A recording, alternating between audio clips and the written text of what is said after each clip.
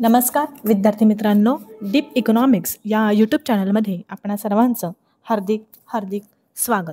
आज आपण पाहत आहोत MA part 1 same 1 micro economics म्हणजेच स्थूल अर्थशास्त्र.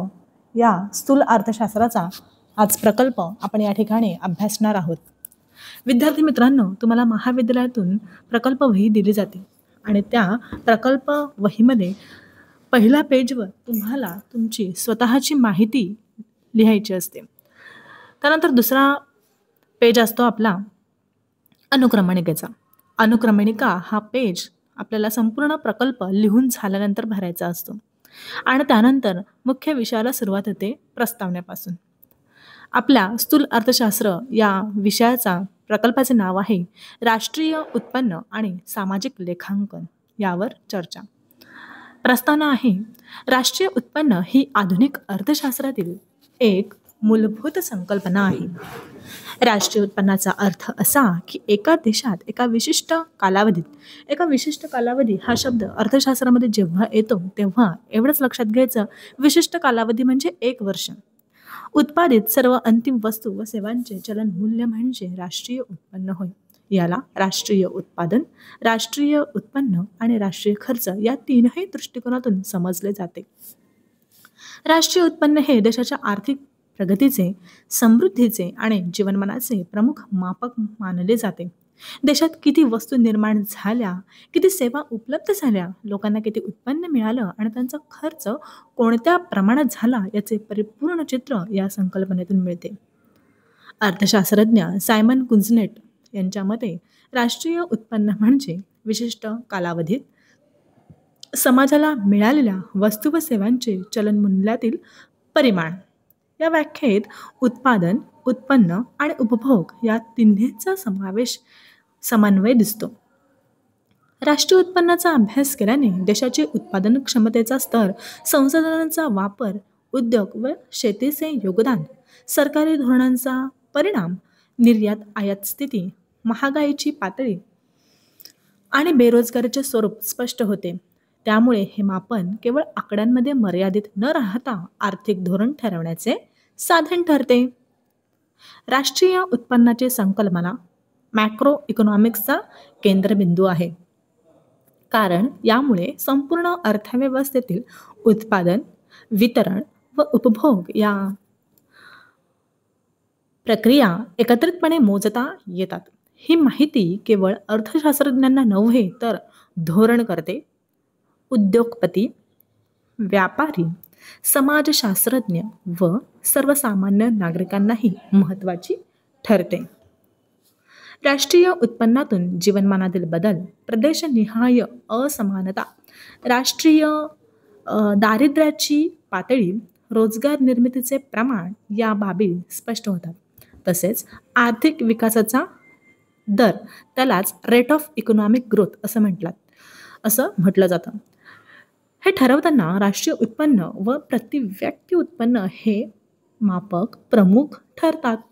इतिहासात पहिले तर औद्योगिक क्रांतीनंतर उत्पादन व व्यापार वाढले. त्या काळात देशाच्या प्रगतीचे परिमाण मोजण्यासाठी राष्ट्रीय उत्पन्नाची गरज प्रकर्षाने जाणवली. आजच्या जागतिकीकरणाच्या काळात तर राष्ट्रीय उत्पन्न ही संकल्पना आणखीन महत्त्वाची ठरली, कारण एका देशाचे उत्पादन दुसऱ्या देशाच्या व्यापाराशी जोडले आहे. पाहायला गेलं तर राष्ट्रीय उत्पन्नाची आकडेवारी गोळा करून सरकार 5 वर्षांचे नियोजन, वार्षिक अर्थसंकल्प त्यालाच आपण बजेट म्हणतो, सामाजिक कल्याण योजना, औद्योगिक व कृषी धोरण ठरवते. त्याचप्रमाणे आंतरराष्ट्रीय संस्था IMF, international monetary fund and world bank, जागतिक बँक आणि युनो या आकडेवारीच्या आधारे देशांची आर्थिक स्थिती तुलना करतात. थोडक्यात राष्ट्रीय उत्पन्न ही संकल्पना देशाच्या आर्थिक शक्तीचे आरशासारखे चित्र दाखवते. उत्पादन, उत्पन्न व खर्च या तीनही बाजूंनी एकत्रितपणे पाहिल्यास देशाची खरी आर्थिक स्थिती समजते. राष्ट्रीय उत्पन्न मोजण्याच्या पद्धती आता आपण अभ्यासणार आहोत. राष्ट्रीय उत्पन्न मोजण्यासाठी 3 पद्धती वापरल्या जातात. पहिली आहे उत्पादन पद्धत, दुसरी आहे उत्पन्न पद्धत आणि तिसरी खर्च पद्धत. तर पहिल्यांदा आपण पाहूया प्रोडक्शन मेथड म्हणजेच या उत्पादन पद्धत. उत्पादन पद्धतीत देशातील विविध उद्योगांतून निर्माण होणाऱ्या अंतिम वस्तू व सेवांचे मूल्य जोडले जाते. यात मध्यवर्ती उत्पादन व पुनरावृत्ती टाळण्यासाठी अंतिम उत्पादनाचे मूल्य मोजले जाते. लक्षात घ्या, अंतिम उत्पादनाचे मूल्य मोजले जाते. दुसरा मुद्दा आहे आपला उत्पन्न पद्धत. या पद्धतीत उत्पादन प्रक्रियेत निर्माण होणारे सर्व उत्पन्न जसे की मग वेतन असेल, पगार असेल, नफा, व्याज, भाडे इत्यादींची बेरीज केली जाते. यामुळे उत्पन्नाचे वितरण व वर्गीकरण स्पष्ट होते. कशामध्ये? इन्कम मेथड, त्यालाच म्हणतात उत्पन्न पद्धत. तिसरा आहे आपला खर्च पद्धत. आता खर्च पद्धत मध्ये या पद्धतीत देशातील वस्तू व सेवांवर झालेल्या एकूण अंतिम खर्चाची बेरीज केली जाते. यात उपभोग खर्च, गुंतवणूक खर्च, सरकारी खर्च आणि निर्यात आयात शिल्लक विचारात घेतली जाते. कशामध्ये? खर्च पद्धतीमध्ये. आणि ह्या तीनही पद्धती कशाच्या आहेत? राष्ट्रीय उत्पन्न मोजण्याच्या पद्धती आहेत. नेक्स्ट आहे आपला सामाजिक लेखांकन. सामाजिक लेखांकनामध्ये सामाजिक लेखांकन हे राष्ट्रीय उत्पन्नाच्या मापनाशी निगडीत महत्त्वाची संकल्पना आहे. याची संकल्पना अशी की देशातील सर्व आर्थिक व्यवहार, उत्पादन, उत्पन्न आणि खर्च यांची व्यवस्थित व शास्त्रीय पद्धतीने नोंद करणे. हे लेखांकन लेखाशास्त्र, अकाउंटिंग म्हणतात त्याला, लेखाशास्त्र या पद्धतीचा वापर करून केले जाते. त्यामुळे आकडेवारी अधिक अचूक, संघटित आणि विश्वासार्ह मिळते. सामाजिक लेखांकनात विविध क्षेत्रीय खाती तयार केली जातात. मग त्यामध्ये कृषी, औद्योगिक, सेवा, सरकारी व गृहस्थ क्षेत्र, ज्यामुळे संपूर्ण अर्थव्यवस्थेतील उत्पादन, उत्पन्न आणि खर्च यांचे स्पष्ट चित्र दिसते. याचा प्रमुख उद्देश म्हणजे देशातील संपूर्ण अर्थव्यवस्था एकाच आरशात दाखवणे व आर्थिक धोरण तयार करण्यास मदत करणे. सामाजिक लेखांकनामुळे संसाधनांचा योग्य वापर झाला की नाही, कोणत्या क्षेत्रात तुटवडा आहे, कोणते क्षेत्र जास्त योगदान देते, महागाई व बेरोजगाराची स्थिती कशी आहे हे तपासता येते. यातून राष्ट्रीय नियोजन, वार्षिक अर्थसंकल्प व सामाजिक कल्याणकारी योजना तयार करण्यासाठी आवश्यक माहिती मिळते. थोडक्यात सामाजिक लेखांकन हे फक्त आकडेवारी मोजदात नसून त्याच्या सहाय्याने काय होतं, अर्थव्यवस्थेचं संपूर्ण विश्लेषण करून योग्य आर्थिक धोरण आखण्याची शास्त्रीय पद्धत आहे. काय वाचलं आपण? सामाजिक लेखांकन हे फक्त आकडेवारी मोजदात नसून त्याच्या सहाय्याने संपूर्ण अर्थव्यवस्थेचं विश्लेषण करून योग्य आर्थिक धोरण आखण्याची काय आहे, शास्त्रीय पद्धत आहे. आता आपण पाहूया सामाजिक लेखांकनाची वैशिष्ट्ये. त्यातलं पहिलं आहे संपूर्ण राष्ट्रीय अर्थव्यवस्थेचं चित्र. तर यामध्ये काय आहे, हे वैशिष्ट्य अर्थव्यवस्थेतील सर्व उत्पादन, उत्पन्न व खर्च यांचा समग्र आढावा देते. त्यामुळे देशातील आर्थिक घटकांचा परस्पर परिणाम समजणे सोपे जाते. दुसरा मुद्दा आहे आपला सर्व व्यवहारांची नियमानुसार नोंद. सर्व आर्थिक व्यवहार व्यवस्थित आणि नियमानुसार नोंदवले जातात, ज्यामुळे आकडेवारी अचूक व विश्वासार्ह राहते. तिसरा मुद्दा आहे उत्पादन, उत्पन्न व खर्च यांचा परस्पर संबंध. हे वैशिष्ट्य स्पष्ट करते की उत्पादनातून उत्पन्न निर्माण होते आणि उत्पन्नाचा वापर खर्चात होतो, ज्यामुळे अर्थव्यवस्थेतील साखळी संबंध समजते. चौथा मुद्दा आहे आपला देशाच्या विकासाचे व आर्थिक प्रगतीचे मापन. सामाजिक लेखांकनामुळे आर्थिक विकासाचा दर, क्षेत्रनिहाय वाढ व समग्र प्रगती मोजता येते, ज्यामुळे धोरण निर्मिती सोपी होते. पाचवा मुद्दा आहे आपला क्षेत्रनिहाय योगदानाचा अभ्यास. त्यामध्ये पहा उद्योग, शेती व सेवा क्षेत्र यांचे स्वतंत्र योगदान अभ्यासता येतं, ज्यामुळे प्रत्येक क्षेत्रातील सुधारणा किंवा गुंतवणूक आवश्यक आहे का हे ठरवता येतं. सामाजिक लेखांकनाचे प्रकार. आता त्याच्यामध्ये राष्ट्रीय उत्पन्न व उत्पादन खाती, नेक्स्ट इनपुट आउटपुट खाते, नेक्स्ट निधी प्रवाह खाते, असे 3 आहेत. त्यातलं पहिलं पाहूया आपण. राष्ट्रीय उत्पन्न व उत्पादन खाते.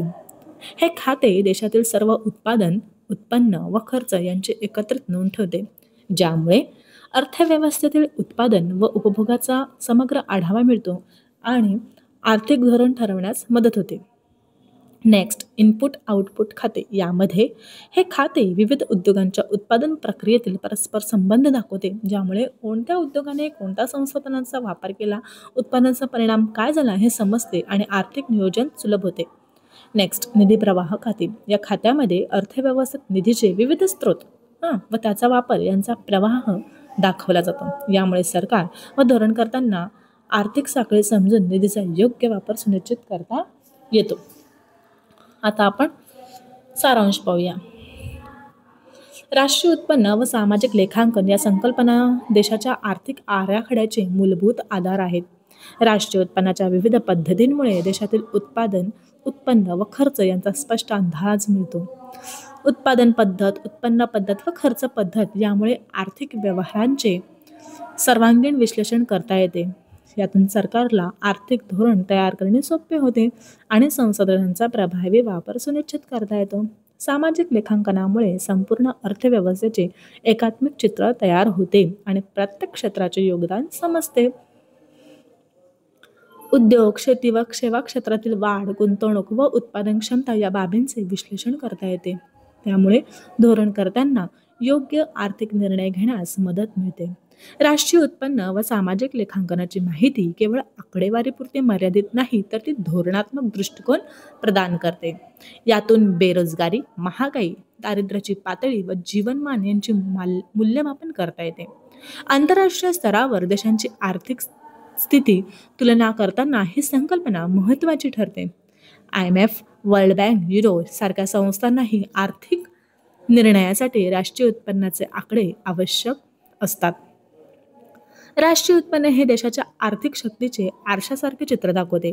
सामाजिक लेखांकनामुळे निधी प्रवाह, क्षेत्रीय खाती व इनपुट आउटपुट खाते यांचा अभ्यास करता येतो. यामुळे देशातील आर्थिक साखळी, उत्पादन प्रक्रिया व संसाधनांचे वापर समजतात. संसाधन माहिती आहे ना तुम्हाला काय?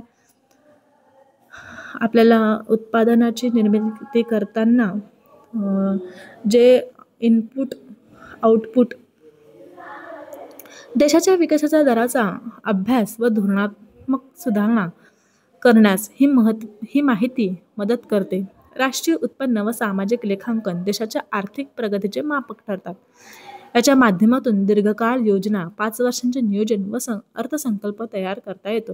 हे दोन्ही घटक अर्थशास्त्रातील अभ्यासक, धोरणकर्ते व उद्योगपतींसाठी अत्यंत उपयुक्त साधन आहेत. थोडक्यात राष्ट्रीय उत्पन्न व सामाजिक लेखांकन एकत्रितपणे देशाच्या आर्थिक प्रगतीचे किंवा आर्थिक व्यवस्थेचे संपूर्ण विश्लेषण व धोरणात्मक मार्गदर्शन प्रदान करते. त्यामुळे आर्थिक विकास, सामाजिक कल्याण व जीवनमान सुधारणा या उद्दिष्टांची पूर्तता शक्य होते. आता पहा, संदर्भ सूची अत्यंत महत्त्वाचा मुद्दा आहे हा आणि महत्त्वाचा पेज आहे. संदर्भ सूचीसाठी तुम्ही सेपरेट पेज करणं आणि पेज बॉर्डर पण करणं, छानपैकी पेज आखून घ्या, पेजची बॉर्डर सुंदर करा, आलं लक्षामध्ये. आता संदर्भ सूचीमध्ये आपण जी माहिती प्रकल्पामध्ये लिहिलेली आहे ती माहिती आपण कुठून घेतली बरं, ते लिहिणं गरजेचं आहे. कारण जर तुम्ही कॉपी पेस्ट माहिती तुमच्या प्रकल्पामध्ये लिहाल आणि ती माहिती कोणाच्या तरी मालकीची असेल तर कॉपीराईटचा असू शकतं, केस येऊ शकते तुमच्यावर. तर मग असं होऊ नये म्हणून आपण कुठल्याही पुस्तकातून माहिती लिहिलेली असेल तर त्या पुस्तकाचं नाव, तुमचा उल्लेख संदर्भ सूचीमध्ये करणं गरजेचं आहे.